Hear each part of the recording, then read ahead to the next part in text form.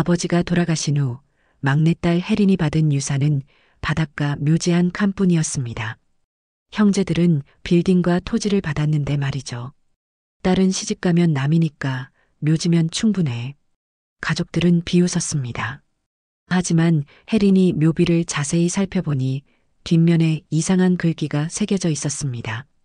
땅을 파지 말고 물길을 따라가라. 그 글귀대로 바닷가를 따라가자 놀라운 비밀이 숨겨져 있었습니다. 아버지가 남긴 진짜 유산은 묘지가 아니었던 겁니다. 혜린은 그 비밀을 통해 가족의 냉대를 딛고 일어서게 됩니다. 작은 묘지에서 시작된 이야기가 어떻게 나라 전체를 바꾸게 될까요? 영상 시청 전 구독과 좋아요 눌러주세요. 장례를 치른 지 보름째 되는 날, 가족들이 모였습니다. 변호사가 봉투를 열자 모두의 눈빛이 매서워졌습니다. 상속 내용을 듣는 순간 방 안의 공기가 차갑게 식었습니다. 각자의 몫을 확인하며 입꼬리가 올라갔죠. 큰아들 민호는 도심의 빌딩을 받았습니다. 건물 하나로도 평생 걱정 없이 살 수 있는 재산이었습니다. 그는 만족스럽게 고개를 끄덕였죠. 작은 아들 준호는 항만 근처의 넓은 토지를 물려받았습니다. 개발 가능성까지 고려하면 그 가치는 상상을 초월했습니다. 준호의 얼굴에 환한 미소가 번졌습니다. 어머니인 강명자는 주식과 현금을 상속받았습니다. 통장 잔고만으로도 여생을 편안하게 보낼 수 있는 금액이었죠. 명자는 안도의 한숨을 내쉬었습니다. 마지막에야 이름이 불린 혜리는 고향 바닷가의 무덤 한 칸뿐이었습니다. 변호사가 서류를 읽어내려가는 목소리가 점점 작아졌습니다. 명자가 차갑게 말했습니다. 딸은 시집가면 남이야. 그 정도면 됐지. 형제들은 웃음을 터뜨렸습니다. 민호가 비아냥거렸죠. 묘지라도 받았네. 다행이지 뭐. 혜리는 무표정하게 자리를 떴습니다. 가슴속엔 분노와 서운함이 뒤엉켰지만 겉으론 아무 기색도 드러내지 않았습니다. 그때 큰어머니가 혜린의 손을 잡으며 귓속말을 건넸습니다. 목소리에는 미묘한 떨림이 섞여 있었죠. 내 아버지가 돌아가시기 직전 유언장을 바꿨다더라. 그 한마디가 혜린의 마음에 작은 불씨를 남겼습니다. 혹시 아버지에게 다른 뜻이 있었던 걸까요? 혜린은 고향 친척에게 안식처 위치를 물어 알게 되었습니다. 바닷바람이 거세게 몰아치는 해안 언덕 위에 자리하고 있다고 했죠.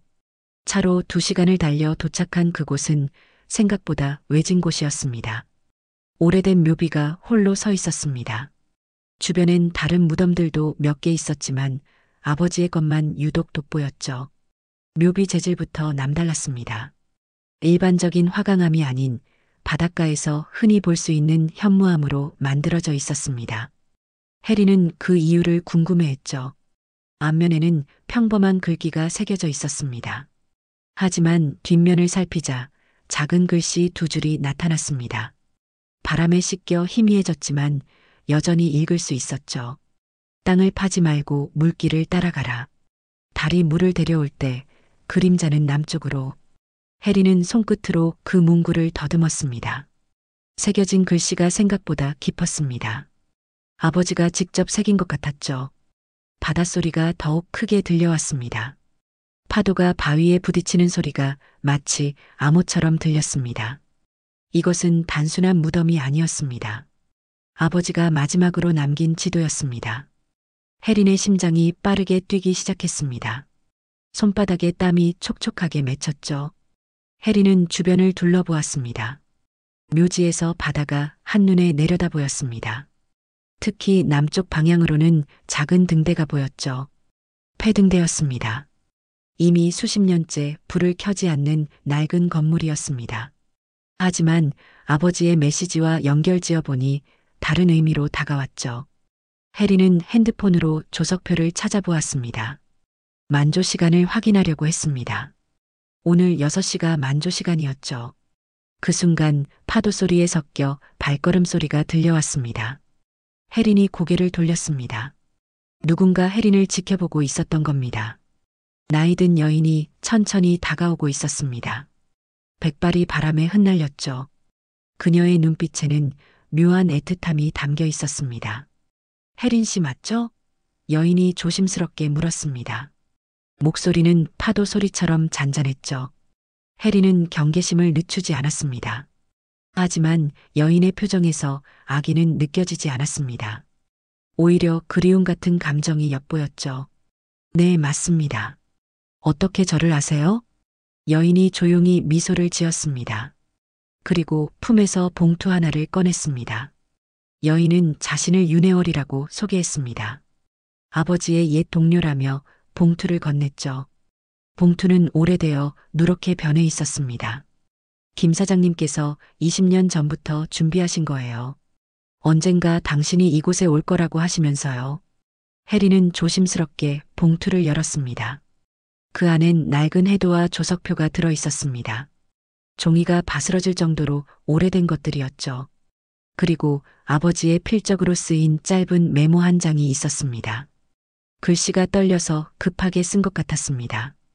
달이 가장 높이 뜰 때 남쪽 그림자를 따라가라.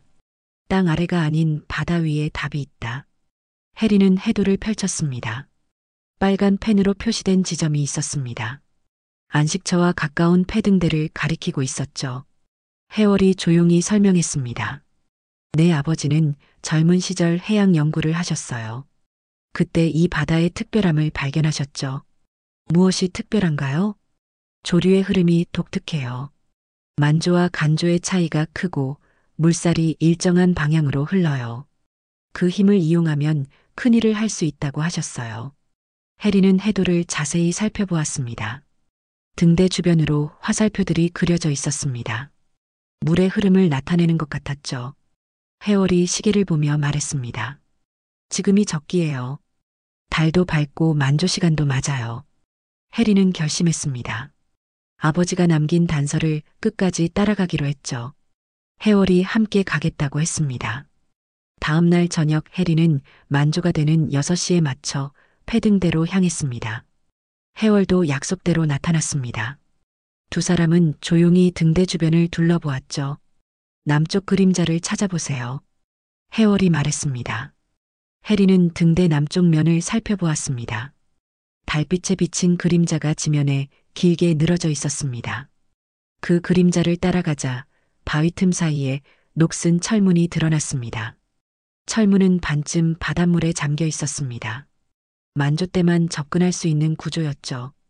혜린과 해월은 물에 발을 담그며 철문에 다가갔습니다. 철문에는 자물쇠가 채워져 있었습니다. 하지만 오래되어 녹이 슬어 있었죠. 해월이 도구를 이용해 자물쇠를 부쉈습니다. 철문을 밀자 바닷물 냄새가 확 밀려왔습니다. 안쪽은 작은 동굴 같았습니다. 천장이 낮아서 허리를 굽혀야 했죠. 동굴 안쪽은 밀실처럼 막혀 있었습니다. 바닷물이 들어오지 않도록 방수 처리가 되어 있었습니다. 돌로 만든 선반 위에 낡은 상자가 놓여 있었죠. 상자는 생각보다 무거웠습니다. 혜린이 두 손으로 들어야 할 정도였습니다. 뚜껑을 열자 내부에서 빛바랜 문서들이 쏟아져 나왔습니다. 그 순간 등대 꼭대기에서 낯선 불빛이 깜빡였습니다. 패등대에서 불빛이 나올 리 없는데 말이죠. 혜린과 해월은 놀라서 서로를 바라보았습니다. 누군가 그들을 지켜보고 있었던 겁니다. 문서 뭉치는 생각보다 방대했습니다. 혜린은 손전등을 켜고 하나씩 살펴보기 시작했습니다. 첫 번째는 아버지가 젊은 시절 작성한 항로 일지였습니다. 25년 전부터 30년 전까지의 기록이 빼곡히 적혀 있었습니다. 바다의 조류 변화, 물의 흐름, 염분 농도까지 세세하게 기록되어 있었죠. 그 중에서도 조력발전 시범지라는 단어가 반복적으로 나타났습니다. 아버지는 이미 그때부터 바닷물의 힘으로 전기를 만들 계획을 세우고 있었던 겁니다. 두 번째 문서는 설계도였습니다. 바닷물이 드나드는 수로를 이용해 전기를 일으키는 정교한 도면이었습니다. 현재의 조력발전소보다 훨씬 효율적인 구조였죠. 해월이 감탄했습니다. 사장님이 이런 걸 혼자 설계하셨다니 정말 대단하세요. 세 번째는 가장 중요한 문서였습니다. 공유수면 점사용권 승계라는 붉은 도장이 찍힌 공문이었습니다. 정부에서 발급한 정식 허가증이었죠. 해리는 충격을 받았습니다. 날짜를 보니 20년 전이었습니다. 아버지는 이미 그때부터 이 바다를 개발할 권리를 확보해 둔 것이었습니다. 문서를 자세히 읽어보니 더욱 놀라웠습니다. 점사용권의 범위가 상당했습니다. 등대 주변 바다 일대를 모두 포함하고 있었죠. 해월이 설명했습니다. 당시엔 이런 권리가 큰 돈이 되리라고 예상하는 사람이 별로 없었어요. 사장님만 미래를 내다보신 거죠. 네 번째 문서는 해린에게 더욱 충격적이었습니다. 권리 승계서였습니다. 아버지가 직접 작성한 것으로 모든 권리를 해린에게 물려준다는 내용이었습니다. 하지만 가족들에게는 그 사실을 숨긴 채 무덤이라는 형식으로 포장해서 물려준 것이었죠. 해린의 손이 미세하게 떨렸습니다. 마지막 문서는 편지였습니다. 아버지가 해린에게 남긴 마지막 메시지였습니다. 내 딸 해린아, 이 편지를 읽고 있다면 너는 이미 진실을 알게 된 것이다. 형들과 어머니는 당장 눈에 보이는 재산만 원했지만 너에게는 미래를 주고 싶었다. 이 바다는 무한한 가능성을 품고 있다. 하지만 혼자서는 할 수 없는 일이다. 마을 사람들과 함께하라. 그들도 이 바다의 주인이다. 욕심 부리지 말고 나누어라. 그것이 진정한 부의 의미다. 해린의 눈가가 촉촉해졌습니다. 아버지의 진심을 이제서야 알게 된 것이었습니다. 그날 밤 해린은 모든 것을 깨달았습니다. 아버지가 남긴 유산은 안식처가 아니라 물길을 지배하는 권리라는 것을 말이죠. 하지만 그 권리는 혼자 독차지하라는 것이 아니었습니다. 마을과 함께 나누어 모두가 행복해지라는 뜻이었습니다. 그런데 등대 밖에서는 이미 누군가 해린을 지켜보고 있었습니다. 불빛의 정체가 서서히 드러나기 시작했습니다. 그들의 욕심이 해린을 위협하고 있었죠. 해월이 걱정스러운 목소리로 말했습니다. 조심하세요. 이 비밀을 아는 사람이 우리만이 아닐 거예요. 며칠 뒤 큰오빠의 아내 박서윤이 해린의 집을 찾아왔습니다. 그녀는 부동산 프로젝트를 주도하는 금융인으로 집안에서 가장 야심이 컸습니다. 명품 가방을 들고 온 모습이 평소보다 더욱 기세등등해 보였죠. 해린아, 요즘 바쁘다더니 뭐하고 다니는 거야? 서윤은 거실에 앉자마자 날카로운 질문을 던졌습니다. 해린은 차를 내오며 담담하게 대답했습니다. 그냥 아버지 무덤 정리하고 있어요. 무덤 정리? 서윤의 눈빛이 의심스럽게 변했습니다. 무덤 하나 정리하는데 그렇게 오래 걸려? 내가 받은 게 묘지라더니 요즘 왜 그리 자주 고향에 가? 서윤은 해린을 집요하게 몰아붙였습니다. 마치 무언가 숨기고 있다는 걸 확신하는 것 같았죠. 해린은 최대한 평정심을 유지하려 했습니다. 특별한 건 없어요. 그냥 아버지를 그리워하는 마음에 자주 가게 되네요. 하지만 서윤은 쉽게 물러서지 않았습니다. 그녀는 가방에서 태블릿을 꺼내 해린에게 보여주었습니다. 화면에는 부동산 개발 계획서가 떠 있었죠. 사실 우리가 그 일대 개발을 검토하고 있어. 바닷가 리조트 사업이야. 투자자들도 관심 많이 보이고 있고. 해린의 표정이 굳었습니다. 서윤이 왜 이런 이야기를 하는지 알 것 같았습니다. 서윤이 계속 말했습니다. 그런데 문제가 하나 있어. 그 일대 개발하려면 여러 가지 권리 문제를 정리해야 한다는 거야. 혹시 아버님께서 그쪽과 관련된 서류 같은 거 남기신 것 없어? 모르겠어요. 제가 받은 건 묘지뿐이에요. 서윤의 목소리가 차갑게 변했습니다. 해린아, 우리가 가족이니까 솔직하게 말하는 건데 혹시 무슨 비밀이라도 숨기는 거 아냐? 바로 그때 현관문이 열렸습니다. 민호와 준호가 들어왔습니다. 마치 미리 약속이라도 한 것처럼 한꺼번에 나타났죠. 민호가 무거운 목소리로 말했습니다. 혜린아, 우리 얘기 좀 하자. 준호도 거들었습니다. 형수 말이 맞아. 아버지 묘는 가족 전체의 것이야. 내가 혼자 갖고 있을 수는 없어. 혜린은 형제들의 의도를 정확히 파악했습니다. 그들은 무언가 낌새를 챈 것이었습니다. 아마도 서윤이 개발 과정에서 정보를 입수했을 가능성이 높았죠. 서윤이 다시 입을 열었습니다. 사실 우리가 조사해 보니까 그 일대가 개발 가치가 상당하더라. 특히 바다 쪽 권리가 중요한데 혹시 아버님이 관련 서류를 남기셨을 수도 있잖아. 해리는 단호하게 거절했습니다. 아버지가 제게 주신 건 저 혼자 지켜야 할 이유가 있는 겁니다. 민호의 얼굴이 붉어졌습니다. 무슨 이유? 우리는 형제고 아버지는 우리 아버지이기도 하다고. 준호도 목소리를 높였습니다. 혜린아, 이게 뭐야? 가족끼리 이렇게 나눌 일이야? 아버지가 뭔가 특별한 걸 남기셨다면 우리도 알 권리가 있어. 하지만 혜린은 흔들리지 않았습니다.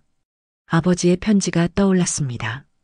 욕심 부리지 말고 나누라고 했지만 그것은 가족의 탐욕과는 다른 의미였습니다. 서윤이 협박조로 말했습니다. 혜린아, 우리가 좋게 말할 때 협조해. 이런 일은 법적으로 해결할 수도 있어. 그 말에 혜린의 인내심이 한계에 달했습니다. 법적으로요? 그럼 법정에서 보죠. 형제들의 눈빛이 차갑게 변했습니다.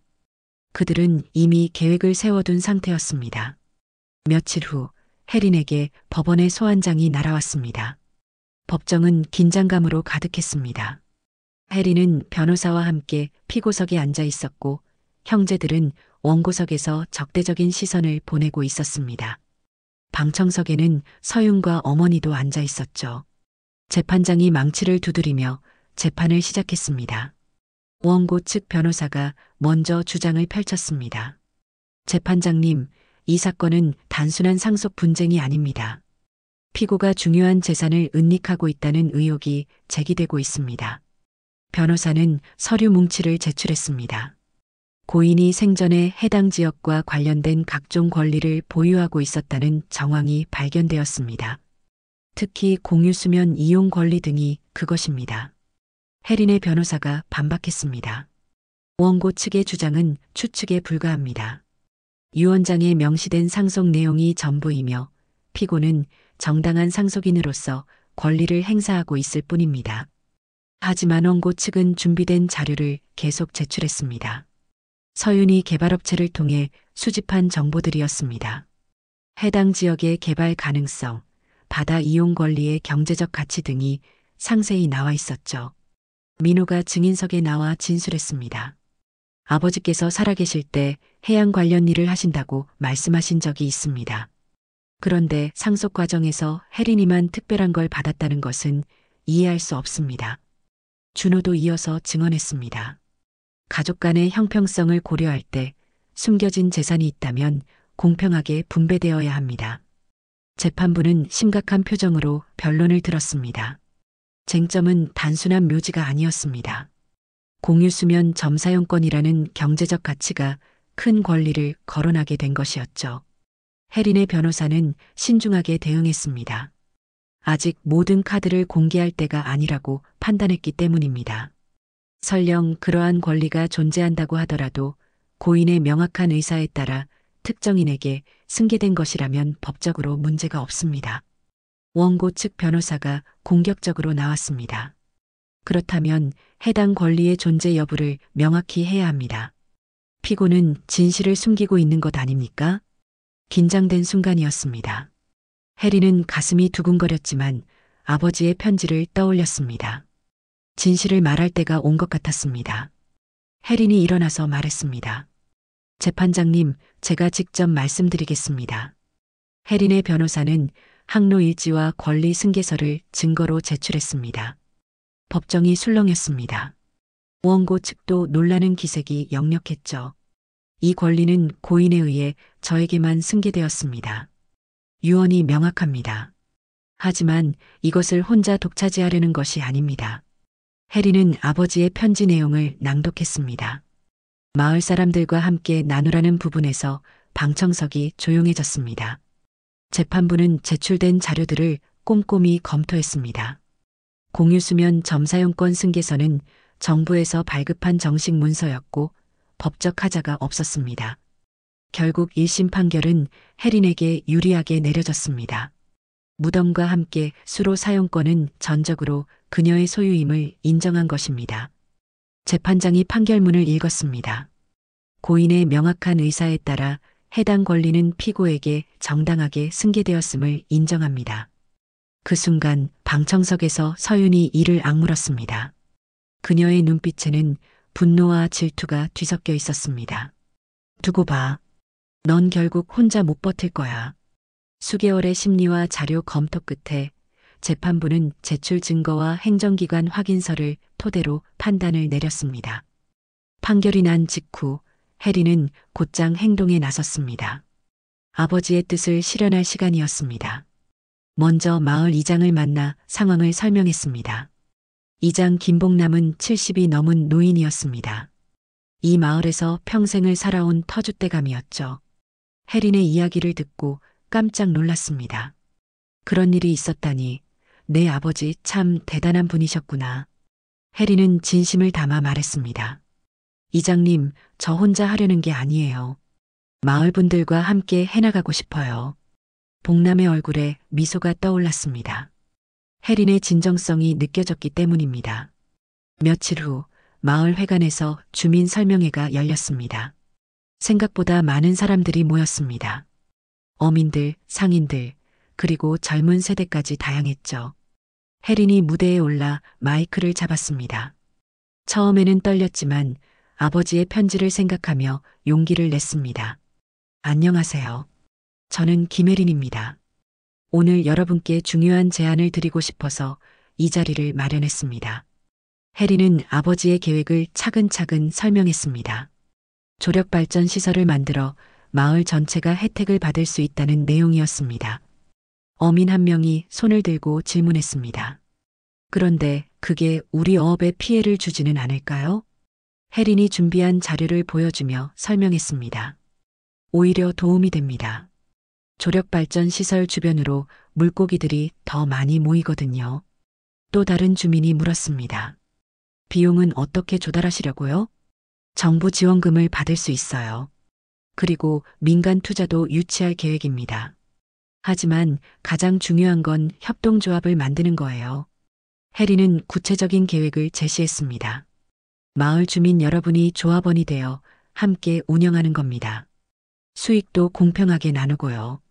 봉남이 박수를 치며 일어났습니다. 좋은 생각이야.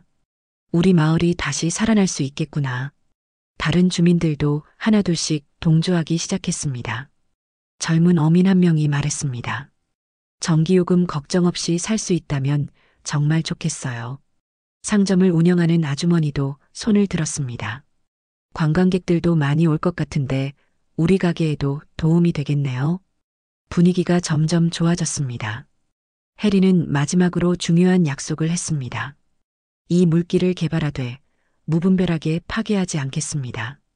환경을 지키면서 마을이 함께 소유하는 에너지로 만들겠습니다. 박수가 터져 나왔습니다. 해린의 진정성과 구체적인 계획에 주민들이 감동했습니다. 그날 저녁 협동조합 설립준비위원회가 구성되었습니다. 이장을 비롯해 마을의 유지들이 참여했습니다.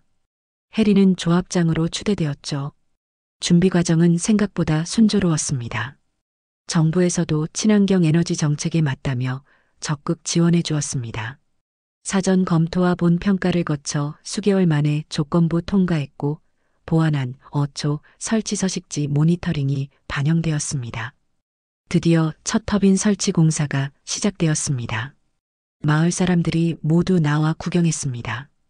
해린의 가슴이 벅차올랐습니다. 첫 터빈이 설치된 날 저녁 시험 운전을 했습니다. 바다는 묘한 울림을 냈습니다.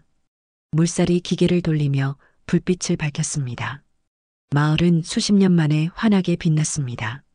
주민들이 환호성을 질렀습니다. 아이들은 신기해하며 뛰어다녔죠. 봉남이 해린의 어깨를 토닥이며 말했습니다. 내 아버지가 보신다면 참 자랑스러워 하실 거야. 하지만 그 환희의 순간에도 그림자는 사라지지 않았습니다. 멀리서 서윤이 이 광경을 지켜보고 있었습니다. 그녀의 얼굴에는 분노가 가득했죠. 서윤은 이미 언론을 움직이기 시작했습니다. 해린을 공경에 빠뜨릴 계획을 세우고 있었던 것입니다.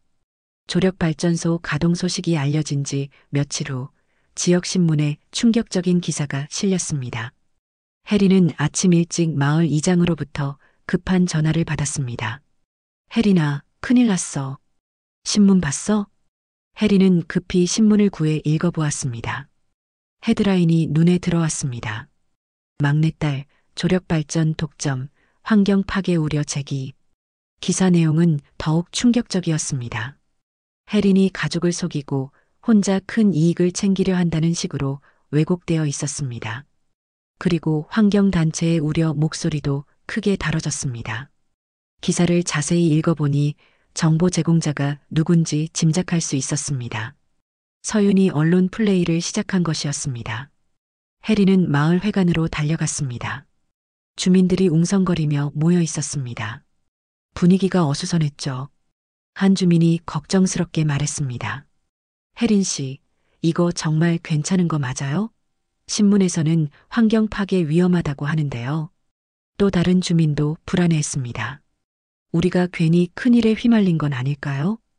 혜린은 차분하게 상황을 설명하려 했습니다. 여러분, 신문 기사가 사실과 다릅니다. 우리 프로젝트는 환경 영향평가를 모두 통과했어요. 하지만 일부 주민들의 불안은 쉽게 가라앉지 않았습니다. 외부에서 온 환경단체원들이 마을에 나타나 시위를 벌이기 시작했기 때문입니다. 환경단체 대표가 확성기를 들고 외쳤습니다. 바다 생태계를 파괴하는 무분별한 개발을 중단하라. 해리는 당황했습니다. 이들이 어떻게 이곳까지 온 것인지 의아했습니다. 분명 누군가 의도적으로 불러온 것 같았죠. 그때 한 명의 해양생물 전문가가 나타났습니다. 박민수 교수였습니다. 그는 해린의 프로젝트에 대해 조사하러 온 것이었습니다.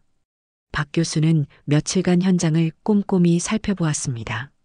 조력발전 시설의 설계도를 검토하고 바다 생태계에 미치는 영향을 분석했습니다. 조사가 끝난 후 박 교수는 놀라운 결과를 발표했습니다.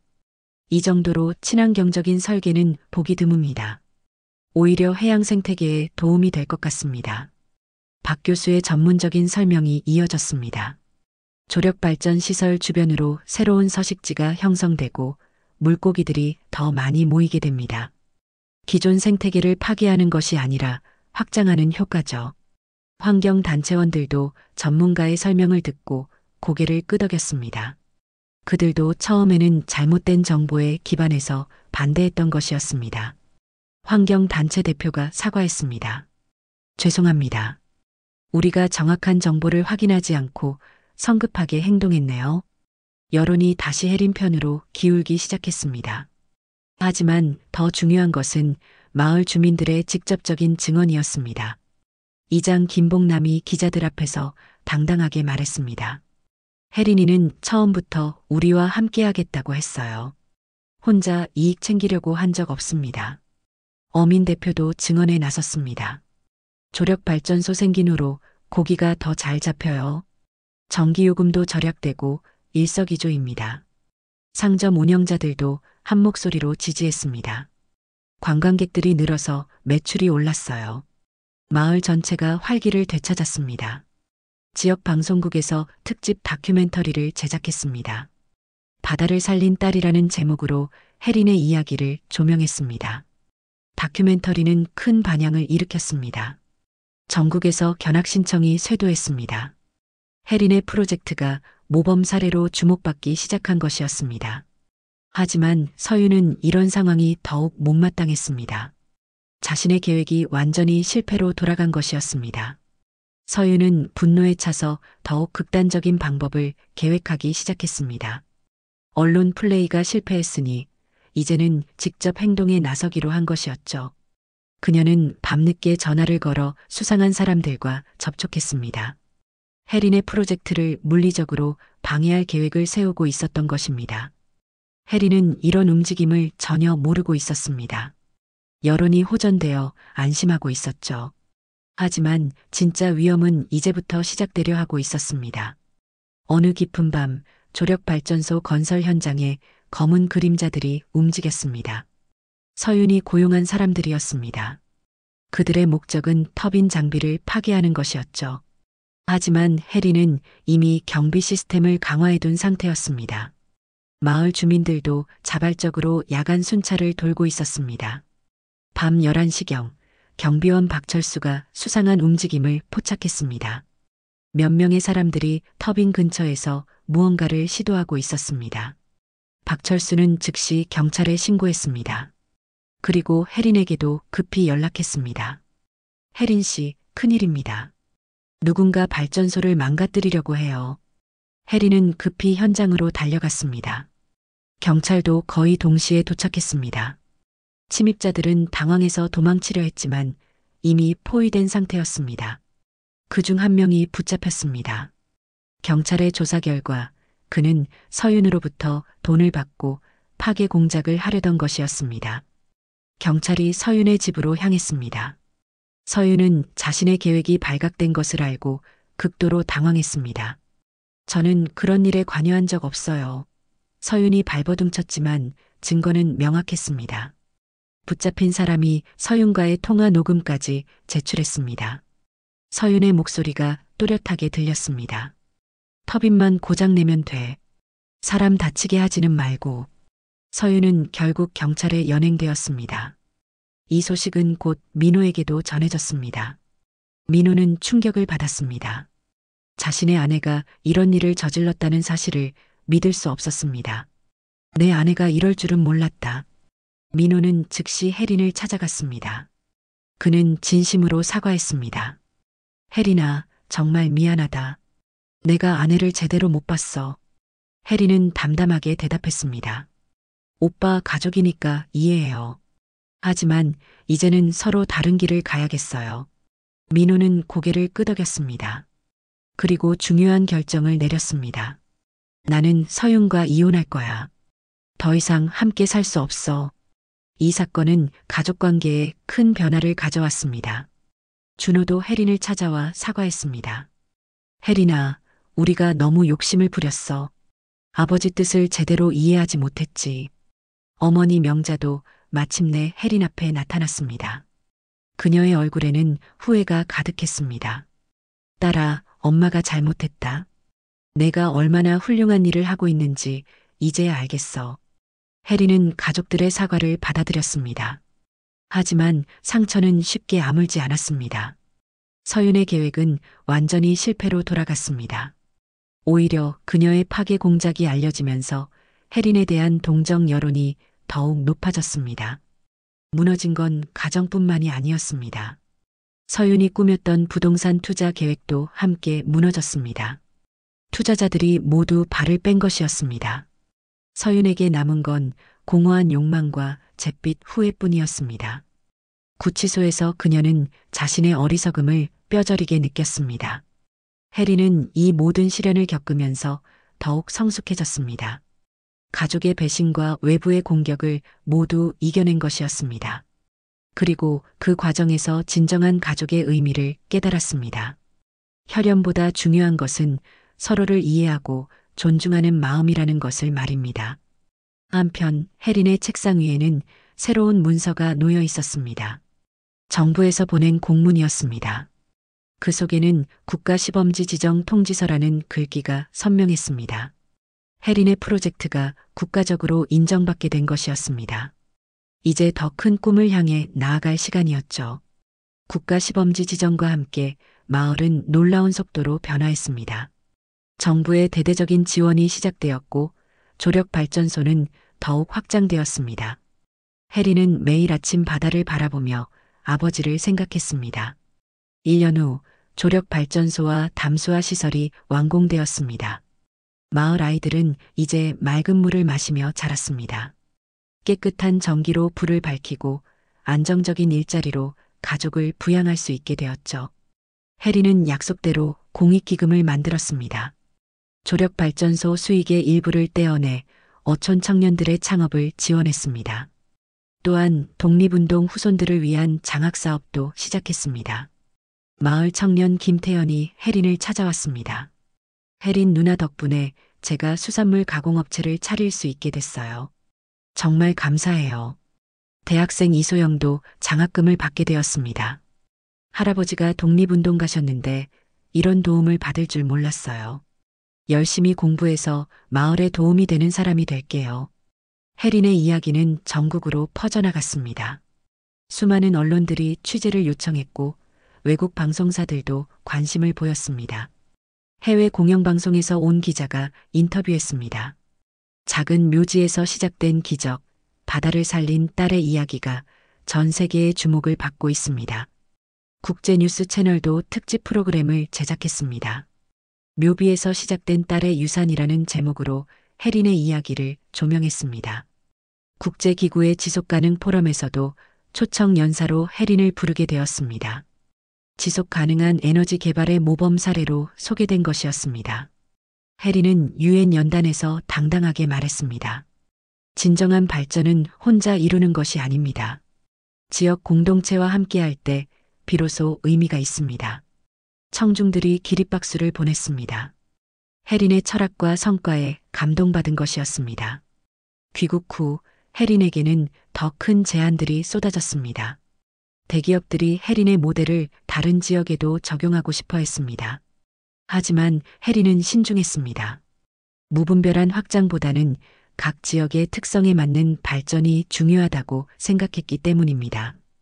혜린은 전국 순회 강연을 시작했습니다.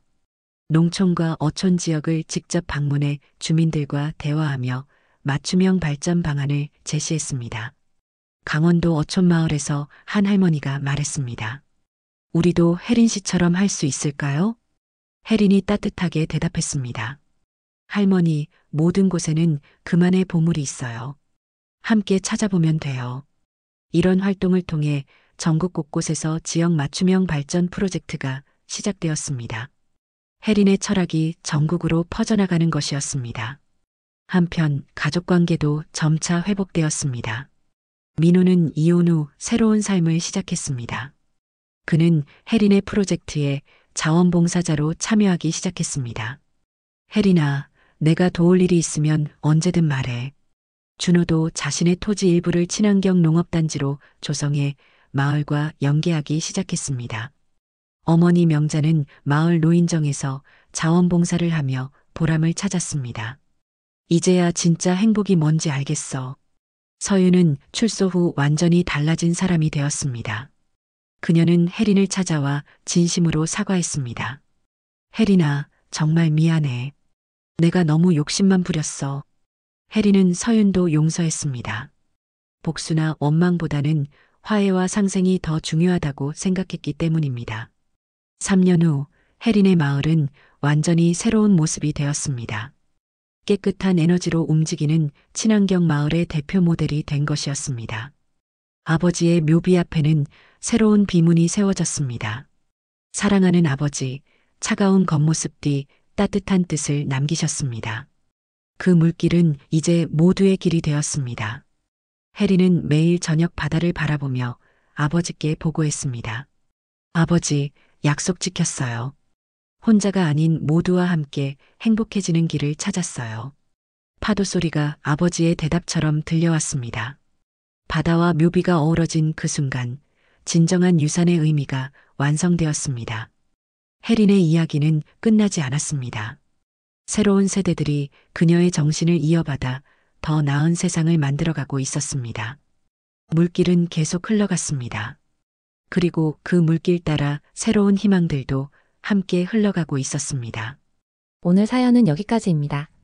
좋아요와 구독 부탁드리고 오늘도 행복한 하루 보내세요. 감사합니다.